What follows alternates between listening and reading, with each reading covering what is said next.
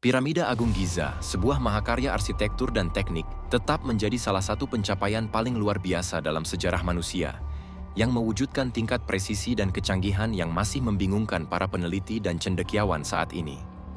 Monumen ini menyimpan rahasia dan jejak teknologi canggih di dalam batunya yang baru mulai kita pahami.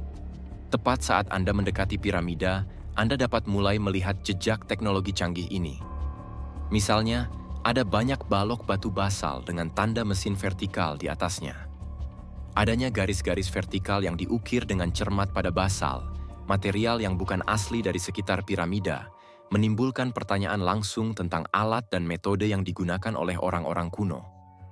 Garis-garis ini, yang berbeda dari goresan belaka, menampilkan pola yang menunjukkan bekas gergaji, yang menunjukkan penggunaan teknologi permesinan canggih, yang jauh melampaui kemampuan pahat perunggu atau gergaji, bahkan ketika dibantu oleh material abrasif seperti pasir silika. Pemeriksaan lebih lanjut di area tersebut mengungkap contoh-contoh tambahan yang mengisyaratkan pemanfaatan teknik permesinan yang lebih tua, tetapi sangat canggih. Misalnya, sisa-sisa potongan gergaji dengan diameter sekitar 1-8 1-4 inci tidak hanya menunjukkan presisi, tetapi juga kemungkinan adanya potongan melengkung yang berpotensi mengarah pada penggunaan gergaji bundar raksasa. Bukti ini bertentangan dengan narasi tradisional yang mengaitkan pembangunan piramida dengan peralatan sederhana dan tenaga kerja manual. Di depan piramida kedua, kita dapat menemukan banyak sisa granit cair di dalam saluran yang memanjang dari piramida menuju Sphinx. Penemuan yang sangat mencolok adalah balok batu kapur dengan saluran granit cair yang mengalir melaluinya, memamerkan rangkaian warna yang hidup dan mengisyaratkan panas yang hebat yang pasti dialaminya. Hal ini, bersama dengan area granit dan batu kapur yang hangus, menimbulkan pertanyaan menarik tentang proses dan peristiwa yang menyebabkan kondisi ini. Pengamatan pada batu-batu selubung luar asli semakin memperumit cerita. Kesesuaian yang sangat rapat antara batu-batu ini menunjukkan tingkat pengerjaan dan ketepatan yang sulit disesuaikan dengan peralatan yang seharusnya tersedia selama pembangunan piramida. Piramida besar dan dua piramida yang lebih kecil ditempatkan dengan cara yang persis, sama dengan 3 bintang yang membentuk sabuk Orion. Terakhir kali piramida sejajar dengan sabuk Orion adalah sekitar 10.450 tahun yang lalu. Ini sangat menunjukkan bahwa piramida berusia setidaknya 10.000 tahun dan mungkin jauh lebih tua. Mungkin itu menjelaskan mengapa tidak ada penyebutan tentang piramida atau pembuatannya dalam tulisan-tulisan Mesir manapun. Bukti tersebut menantang kronologi sejarah Mesir yang mapan dan menunjukkan bahwa piramida besar dan mungkin tetangganya mungkin telah ada sebelum peradaban dinasti Mesir. Kebanyakan orang mengira bahwa piramida Giza hanyalah 3 piramida besar ini. Namun, kompleks ini dipenuhi dengan banyak bangunan kecil, termasuk banyak piramida kecil yang masih memiliki batu selubung aslinya. Ada juga banyak terowongan, dan terowongan seperti poros Osiris, yang mengisyaratkan gagasan bahwa ada kompleks bawah tanah yang sangat besar di bawah dataran tinggi Giza. Terletak pada kedalaman 115 kaki, atau 35 meter di bawah permukaan, poros Osiris mengarah ke tempat yang disebut sebagai makam Osiris. Makam ini memiliki sarkofagus granit di tengah ruangan yang dikelilingi oleh kanal buatan yang berisi air. Pertanyaan yang muncul secara alami adalah, bagaimana mereka memastikan sumber air yang andal untuk mengisi kanal ini? Dan terlebih lagi, bagaimana mereka berhasil menjaga air pada tingkat yang tepat? Satu-satunya penjelasan yang masuk akal untuk prestasi ini adalah keberadaan sistem hidrologi bawah tanah yang canggih, berupa ruang dan terowongan di sekitarnya, yang secara khusus dirancang untuk memanfaatkan dan mengarahkan air dari mata air alami ke dalam poros. Batuan dasar yang kokoh di area tersebut meniadakan kemungkinan kebocoran acak, yang selanjutnya mendukung teori bahwa air disuplai melalui saluran tersembunyi yang sengaja dibangun. Implikasi dari saluran tersebut sangat mendalam, yang menunjukkan proyek rekayasa bawah tanah yang monumental yang tak tertandingi pada masanya. Tujuan sebenarnya dari struktur bawah tanah ini masih menjadi misteri, dan tidak ada tangga atau metode lain untuk turun ke sana. Jadi, bagaimana mereka bisa menempatkan sarkofagus granit besar yang beratnya masing-masing mencapai 40 ton di dalam struktur tersebut? Lebih jauh lagi, Keputusan untuk membawa kotak-kotak granit besar ini ke bawah tanah alih-alih mengukirnya langsung ke batuan dasar, berarti bahwa objek-objek ini atau bahan pembuatnya memiliki tujuan tertentu. Namun, ada satu sarkofagus yang tidak terbuat dari granit. Sarkofagus itu terbuat dari desite, bahan yang tidak digunakan untuk objek lain yang diketahui dalam sejarah Mesir kuno. Tidak hanya itu, bahan ini tidak dapat ditemukan dimanapun di Afrika. Ini berarti bahwa siapapun yang membangun terowongan itu mengangkut sarkofagus dasite seberat 40 ton ini melalui jarak yang sangat jauh, mungkin dari seberang Mediterania. Penerapan teknik penanggalan yang canggih telah mengungkapkan bahwa terowongan itu kemungkinan besar berusia setidaknya 5.000 tahun, yang mendorong kembali garis waktu situs ini ke periode pradinasti. Serapium Saqqara adalah pekuburan Mesir kuno yang terletak di dekat Kairo, yang terkenal karena kumpulan kotak granit besar yang diyakini sebagai sarkofagus. Kotak-kotak ini, yang dibuat dengan presisi yang mencengangkan, telah memicu perdebatan besar tentang pembuatannya. Pengerjaan luar biasa yang terlihat dalam kotak-kotak granit ini menunjukkan penggunaan teknologi canggih yang jauh melampaui apa yang secara tradisional dikaitkan dengan orang Mesir kuno. Setiap kotak di Serapium Saqqara dipahat dari sepotong granit, bahan yang dikenal karena kekerasannya yang ekstrim. Kotak-kotak itu sangat besar, beberapa di antaranya beratnya mencapai 70 ton, termasuk tutup dan alasnya. Ini berarti balok-balok yang digunakan untuk mengukirnya memiliki berat sekitar 200 ton. Ketelitian pembuatan kotak-kotak ini sungguh luar biasa. Sudut-sudutnya berbentuk persegi sempurna, dan permukaan datarnya sangat halus dengan keakuratan yang menyaingi kemampuan permesinan modern. Tingkat ketelitian yang dicapai beberapa ribu tahun lalu ini sungguh mencengangkan dan telah menimbulkan spekulasi bahwa orang Mesir kuno memiliki akses ke teknologi canggih, yang mungkin telah hilang seiring waktu. Salah satu fitur kotak-kotak ini yang paling mencolok adalah permukaan bagian dalamnya, yang sama presisi dan halusnya dengan bagian luarnya. Mendapatkan ketepatan seperti itu di bagian dalam kotak batu, khususnya dengan peralatan yang seharusnya tersedia pada saat itu, tampaknya mustahil. Dinding kotak-kotak tersebut memiliki ketebalan yang seragam, yang menunjukkan penggunaan peralatan pengukuran dan pemotongan yang canggih. Tingkat keseragaman dan ketepatan dalam seni batu ini jarang ditemukan pada artefak Mesir kuno lainnya, yang menimbulkan pertanyaan tentang teknologi dan metode yang digunakan dalam konstruksinya. Selain itu, proses melubangi blok granit besar ini membutuhkan pemahaman dan penguasaan teknik pemotongan batu yang signifikan. Perkakas konvensional Mesir kuno, yang sebagian besar terbuat dari tembaga, tidak akan memadai untuk membentuk batu keras seperti itu dengan ketepatan yang diamati. Perbedaan ini telah memicu teori yang menyatakan bahwa pembangun Serapium memiliki pengetahuan teknologi canggih, yang mungkin termasuk bor berkecepatan tinggi, perkakas pemotong berujung berlian, atau mesin canggih lainnya. Aspek lain yang menarik minat para peneliti adalah tujuan dari kotak-kotak ini. Secara tradisional diyakini sebagai sarkofagus untuk penguburan mangkuk apis suci. Penjelasan ini telah dipertanyakan karena konstruksi kotak yang rumit dan tepat, yang tampaknya berlebihan untuk tujuan penguburan belaka. Beberapa ahli teori mengusulkan bahwa kotak-kotak ini digunakan untuk keperluan yang memerlukan dimensi yang tepat dan permukaan yang halus, mungkin terkait dengan beberapa bentuk manipulasi energi atau proses ilmiah yang belum diketahui oleh ilmu pengetahuan modern. Selain itu, kotak-kotak granit juga memiliki sifat akustik. Pengangkutan dan penempatan kotak-kotak besar ini juga merupakan hal yang menakjubkan. Terowongan bawah tanah Serapium sempit dan berkelok-kelok, membuat pergerakan benda-benda besar seperti itu menjadi tantangan logistik. Juga, mengapa tidak ada tanda-tanda obor seperti bekas terbakar dimanapun di Serapium Saqqara? Jenis pencahayaan apa yang mereka gunakan untuk menerangi ruang-ruang bawah tanah ini?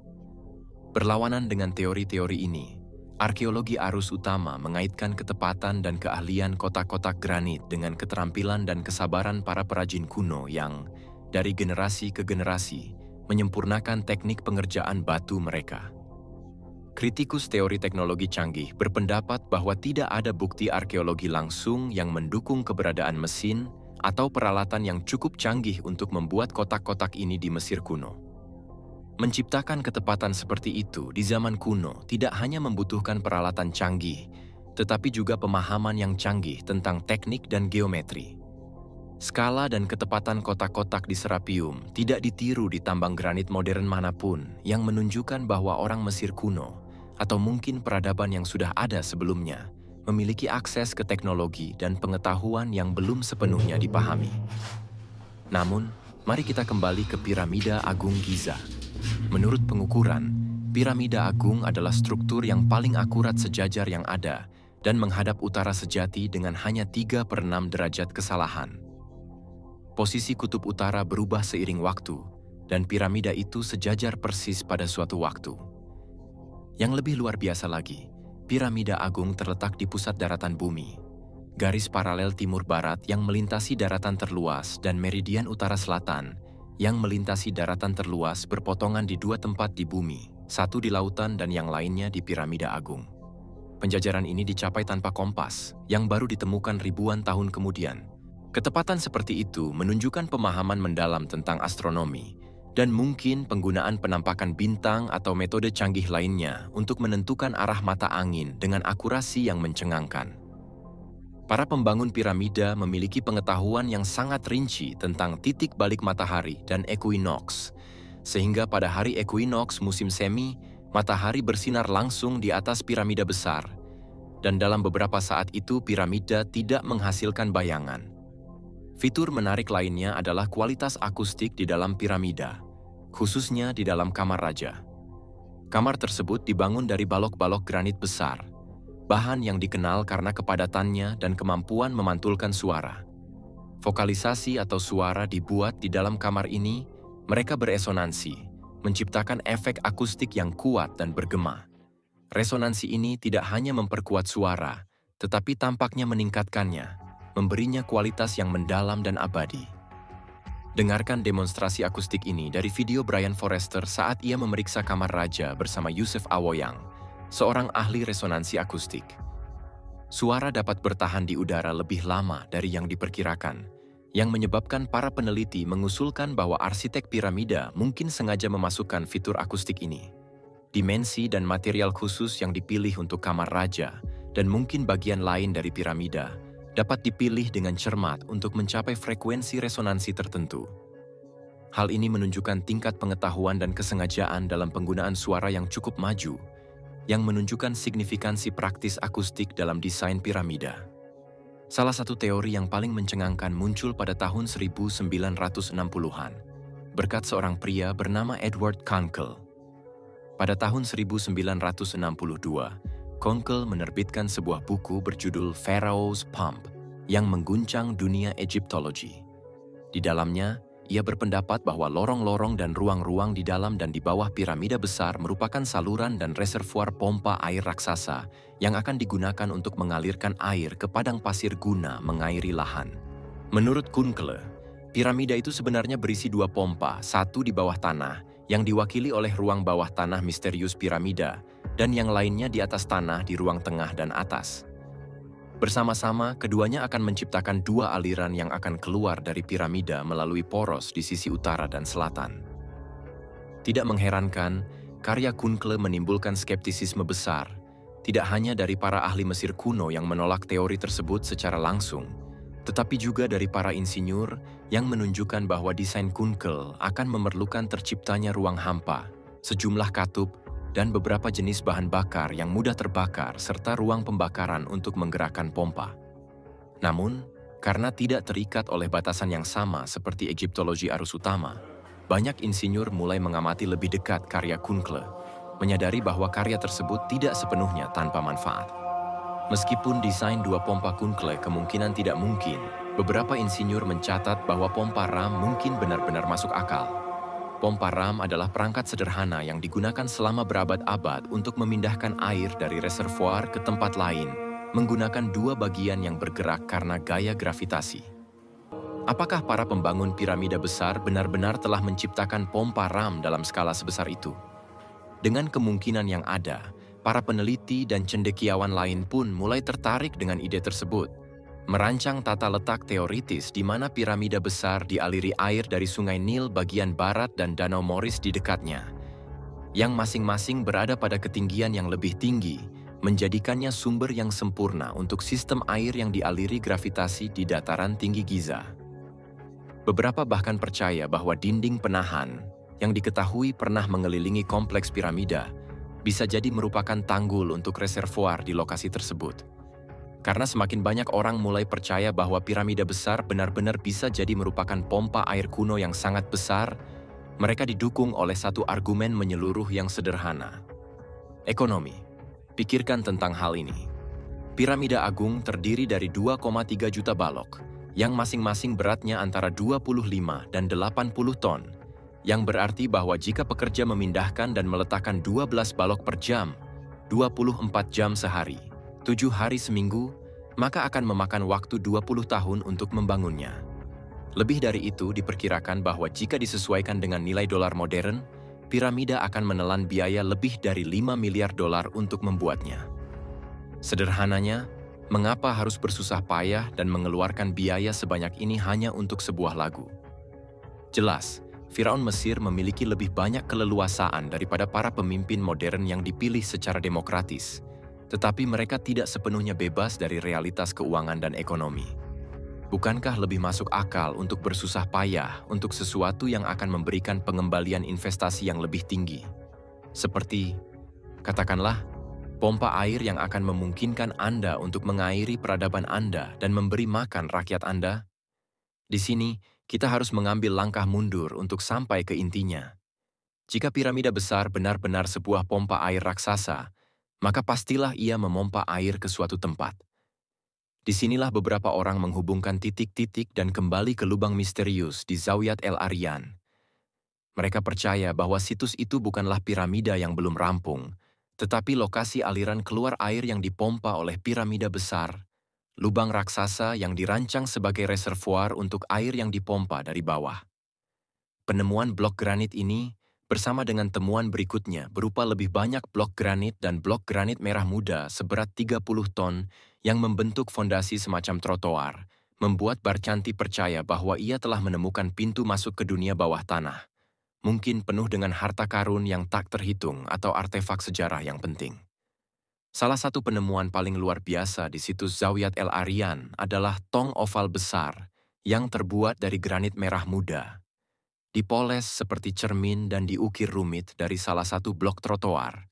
Perlindungan tong yang melibatkan lapisan kapur dan lapisan tanah liat tebal yang tersebar dengan baik, menunjukkan bahwa tong tersebut sangat penting, mungkin berisi sesuatu yang bernilai atau signifikan. Dinding samping tong dilapisi dengan pita hitam, mungkin sisa dari beberapa cairan yang menunjukkan penggunaannya dalam proses yang unik dan tidak diketahui. Desain tong dan upaya nyata untuk menjaga integritasnya menunjukkan bahwa tong tersebut merupakan bagian integral dari proses yang canggih, mungkin terkait dengan pembangkitan atau penyimpanan energi. Selama penggalian situs oleh Barkanti dan timnya pada tahun 1905, badai besar menghantam Mesir dan lubang di Zawiat El Aryan. Hujan deras memenuhi lubang dengan air setinggi lebih dari 10 kaki. Hebatnya, beberapa jam setelah badai, permukaan air di lubang tiba-tiba turun. Barcanti menegaskan, ini pasti karena air merembes ke dalam semacam ruang bawah tanah, ke apartemen tersembunyi yang dia yakini sedang menunggu untuk ditemukan di bawah lubang. Di antara berat balok-balok, adukan semen, dan pola yang saling terkait, pekerjaan itu merupakan pekerjaan tersulit yang pernah dilakukan timnya. Namun, bagi Barcanti, hal ini hanya membuktikan pendapatnya. Tentunya siapapun yang membangun situs itu telah berusaha keras untuk membuat balok-balok lantai tidak dapat dipindahkan karena dimaksudkan untuk menyembunyikan tempat persembunyian, sesuatu yang sangat penting. Sayangnya pekerjaan itu sangat sulit sehingga, sekali lagi, Barcanti kehabisan uang sebelum ia dapat memecahkan misteri itu. Kemudian Perang Dunia I pecah, menutup situs-situs Mesir untuk eksplorasi lebih lanjut. Pada tahun 1917, Barcanti tiba-tiba meninggal pada usia 59 tahun. Alih-alih melanjutkan pekerjaan Barcanti, para ahli Mesir kuno melupakan situs itu begitu saja, meninggalkan misteri tentang apa yang ada di bawahnya yang belum terpecahkan. Pembatasan akses tiba-tiba ke situs Zayat El Aryan oleh pemerintah Mesir pada tahun 1960-an, tepat ketika minat terhadap misterinya diperbarui, hanya memperdalam rasa ingin tahu. Pangkalan militer kini berdiri di atas situs tersebut dan tidak seorang pun dapat memasukinya. Meskipun bukti pasti masih sulit ditemukan, kompleksitas arsitektur dan fitur-fitur yang tidak dapat dijelaskan dari situs Zayat El Aryan, ditambah dengan kedekatannya dengan piramida besar, menunjukkan bahwa situs tersebut mungkin merupakan bagian dari sistem teknologi canggih untuk pembangkitan dan penyaluran energi di Mesir kuno. Sistem tersebut mungkin lebih dari sekadar memompa air untuk irigasi. Awal tahun 1999, seorang insinyur kelautan bernama John Cadman sedang meneliti rak-rak di toko buku bekas ketika ia menemukan buku lama yang berdebu dari sebuah buku yang sangat tidak biasa. Pharaoh's Pump. Sebagai seorang ahli hidrolika, buku tersebut menarik minat Cadman, jadi ia membelinya dan membawanya pulang. Ketika ia mulai membacanya lebih saksama, ia segera menyadari bahwa ide Kunkel tidak seaneh yang ia duga sebelumnya. Karena ingin tahu lebih banyak, Cadman mulai mempelajari semua yang ia bisa tentang piramida besar. Hampir seketika, apa yang ia temukan memikatnya. Ruang bawah tanah piramida agung yang disadarinya tampak sangat mirip dengan tata letak pompa ram. Ia melanjutkan penelitiannya lebih lanjut. Melihat dari foto-foto bahwa ruang bawah tanah tersebut menunjukkan tanda-tanda kerusakan air yang jelas, terutama di langit-langit, di mana tanda-tanda kavitasi yang disebabkan oleh gelembung gas dan air akibat pengadukan yang hebat, terlihat jelas serta kerusakan yang jelas dari gelombang kompresi yang menghantamnya. Dengan kata lain, ruang bawah tanah tersebut tidak hanya dapat berfungsi sebagai pompa air, tetapi menurut mata Cadman yang terlatih, tampaknya ruang tersebut berfungsi seperti itu. Pada titik ini, Cadman tahu apa yang harus dilakukannya. Ia harus memanfaatkan pengalamannya selama bertahun-tahun dengan hidrolika dan membuat model skala piramida dan ruang bawah tanahnya sendiri untuk melihat apakah itu benar-benar dapat berfungsi sebagai pompa air. Ia membangun model pertamanya, menggunakan sungai di dekatnya sebagai reservoir. Sayangnya model tersebut tidak berfungsi. Pertama bocor, kemudian retak dan gagal memompa air seperti yang diharapkannya. Namun Cadman tidak akan menyerah begitu saja. Dia membuat model lain, lalu model lain lagi. Yang keduanya mengalami nasib yang sama seperti model pertama. Namun pada percobaan keempat, semuanya berhasil, dan Cadman sangat senang karena pompanya berhasil. Hal ini membuktikan kepada Cadman tanpa keraguan bahwa piramida besar dapat berfungsi sebagai pompa air raksasa, dan bahwa hal ini tentu saja bukan suatu kebetulan. Jelas, tegasnya, bahwa para pencipta ruang bawah tanah piramida besar telah mengetahui dengan pasti apa yang mereka lakukan. Ini adalah terobosan yang telah lama ditunggu-tunggu oleh para pengikut karya asli Edward Kunkel, bukti nyata bahwa pompa air piramida besar lebih dari sekadar spekulasi. Namun, saat Cadman melanjutkan penelitiannya, hasilnya semakin mengejutkan dan bahkan jauh melampaui sekadar pemompaan air. Setelah membuktikan bahwa ruang bawah tanah piramida besar dapat berfungsi sebagai pompa air, Cadman membangun model baru yang lebih besar dan membungkusnya dengan beton untuk mensimulasikan efek pompa yang beroperasi di bawah tanah. Ia memindahkan model yang beratnya lebih dari 500 pon itu ke sungai musiman dengan kolam yang berfungsi sebagai reservoir. Saat model ini mulai bekerja, Cadman segera menyadari sesuatu yang mengejutkannya. Dalam kasus beton, pompa itu menciptakan gelombang kompresi vertikal. Bunyi seperti detak jantung yang berulang yang dapat dirasakan melalui tanah sejauh 20 kaki dan terdengar lebih dari 100 kaki. Cadman menyadari bahwa apa yang telah ia bangun jauh melampaui sekadar pompa air. Karena gelombang kuat yang dihasilkannya, Cadman mengganti nama perangkat itu menjadi generator pulsa. Sungguh, ini mengubah segalanya. Jika ruang bawah tanah piramida agung menghasilkan gelombang pulsa, gelombang ini akan bergerak melalui ruang atas granit dan lorong-lorong piramida. Dan karena sifat reflektif granit, menciptakan ionisasi di atmosfer yang pada dasarnya menghasilkan medan listrik. Secara sederhana, denyut yang dihasilkan oleh pompa bawah tanah akan berinteraksi dengan granit piramida untuk menghasilkan listrik. Tampaknya Cadman tidak hanya membuktikan bahwa piramida besar dapat berfungsi sebagai pompa air untuk memindahkan air di sekitar Mesir untuk irigasi, tetapi juga dapat benar-benar menghasilkan listrik di zaman kuno. Tentu saja, mereka yang pernah menonton saluran ini sebelumnya akan tahu bahwa gagasan piramida besar sebagai generator listrik tidak dimulai oleh John Cadman. Faktanya, pada awal pergantian abad ke-20, gagasan itu muncul secara mencolok dalam karya penemu terkenal Nikola Tesla. Namun, meskipun banyak dari Anda yang sudah mengetahui karya Tesla, Anda mungkin tidak mengetahui obsesinya dengan Mesir kuno, dan khususnya piramida yang ia pelajari secara terperinci, tulis, dan masukkan ke dalam karyanya.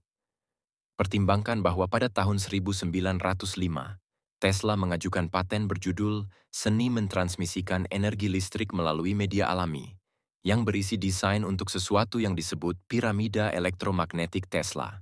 Selama kejeniusannya dengan apa yang telah dipelajarinya tentang Mesir kuno, idenya adalah menggunakan struktur seperti piramida besar untuk memproyeksikan energi ke langit yang kemudian dapat dimanfaatkan oleh reseptor individu di seluruh dunia. Menariknya, Tesla benar-benar membangun model piramida elektromagnetiknya yang dikenal sebagai Wardenclyffe Tower, struktur setinggi 187 kaki, yang di atasnya terdapat kubah logam konduktif seberat 55 ton. Sayangnya, sebelum ia dapat membuktikan secara meyakinkan bahwa modelnya dapat menciptakan energi, Tesla kehilangan pendanaannya dan proyek tersebut ditinggalkan. Namun, meskipun karya Tesla tentang piramida elektromagnetik menghilang, idenya tidak hilang.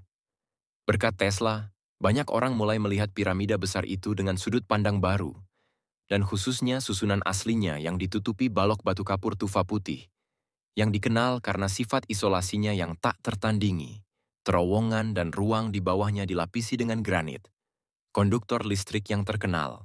Sederhananya, ini akan menjadi tata letak yang sempurna jika tujuannya adalah untuk menciptakan dan memanfaatkan listrik. Saluran granit kecil dengan konduktivitas listrik yang dikelilingi oleh isolasi, tidak seperti kabel tembaga yang terbungkus karet dan perangkat elektronik modern. Selain itu, diketahui bahwa piramida besar itu awalnya diatapi oleh batu penjuru emas, salah satu bahan yang paling konduktif secara listrik di bumi, mirip dengan bagaimana menara tebing Warden milik Tesla diatapi dengan bola logam seberat 55 ton. Dengan kata lain, jika piramida besar dirancang untuk listrik, pembangunnya tidak dapat melakukannya dengan lebih baik, dan jika tidak, dalam suatu kebetulan bersejarah mereka secara tidak sengaja menemukan desain yang sempurna. Untuk menambah misteri, pada tahun 1993, sebuah ruangan misterius dan tidak dapat diakses ditemukan setelah tersembunyi selama ribuan tahun. Tampaknya sengaja disembunyikan oleh para insinyur bangunan. Ruangan itu kemudian disebut Kamar Ratu dan akhirnya dieksplorasi pada tahun 2011 dengan kamera jarak jauh kecil untuk mengungkap sesuatu yang sangat aneh. Di dalamnya terdapat kawat tembaga yang dibuat dengan hati-hati, dan yang lebih penting, ada instruksi yang dilukis sebagai simbol di lantai, yang tampaknya menunjukkan diagram kabel yang jelas. Anda dapat mengalirkan arus listrik melalui kawat tembaga, dan kumparan akan menghasilkan medan magnet jarak pendek. Tambahkan kumparan kedua, dan daya ditransfer dari satu kumparan ke kumparan lainnya. Ruangan tanpa jendela dengan kabel tembaga dapat menciptakan potensi yang lebih tinggi di satu dinding yang mentransfer energi ke potensi yang lebih rendah. Akibatnya melepaskan energi elektromagnetik ke ruang terbatas yang disebut Kamar Ratu. Bukti tersebut sungguh mengesankan sehingga ide tersebut terus berkembang hingga zaman modern. Christopher Dunn adalah seorang insinyur mekanik yang telah bekerja selama lebih dari setengah abad di tingkat tertinggi manufaktur kedirgantaraan. Pada tahun 1970-an, Dunn mulai tertarik pada misteri piramida Agung Giza. Pada saat yang sama, ketika ia bekerja di industri kedirgantaraan, ia mulai menghabiskan waktu luangnya untuk meneliti piramida agung dari sudut pandang teknik mesin. Perlahan tapi pasti, ia sampai pada keyakinan bahwa ada sesuatu yang lebih dari sekadar yang terlihat di piramida itu. Menurutnya, saya sampai pada kesimpulan bahwa dengan investasi sumber daya yang besar dan presisi yang luar biasa yang dibuat pada bangunan itu berfungsi sebagai mesin, dan mesin itu digunakan untuk memanfaatkan energi dari bumi. Saya terinspirasi untuk meneliti dan menemukan cara kerja mesin ini. Selama lebih dari 20 tahun, ia melakukan penelitian ini, menjadi pakar terkemuka dalam subjek tersebut, menerbitkan lusinan artikel, dan tampil sebagai sumber terpercaya di televisi arus utama. Mereka disetel agar bergetar dengan frekuensi bumi dan mengubah energi bumi menjadi energi elektromagnetik. Pada tahun 1998, setahun sebelum eksperimen legendaris John Cadman yang membuktikan kapasitas listrik piramida agung, Dunn akhirnya menerbitkan karya pentingnya yang berjudul Giza Power Plan. Buku tersebut dengan cermat menggambarkan sistem di mana piramida agung menarik energi seismik dari bumi, menghasilkan listrik di ruang raja melalui penggunaan hidrogen yang dihasilkan oleh reaksi kimia di ruang ratu. Karya Dunn begitu inovatif sehingga telah mengilhami para peneliti di seluruh dunia untuk mengikuti jejaknya. Selama lebih dari 2 dekade, penelitian terus berlanjut dan berkembang, menjadi semakin menakjubkan setiap tahun. Bahkan, lebih dari sebelumnya, sains dan khususnya sains arus utama menganggap serius gagasan piramida agung sebagai generator listrik.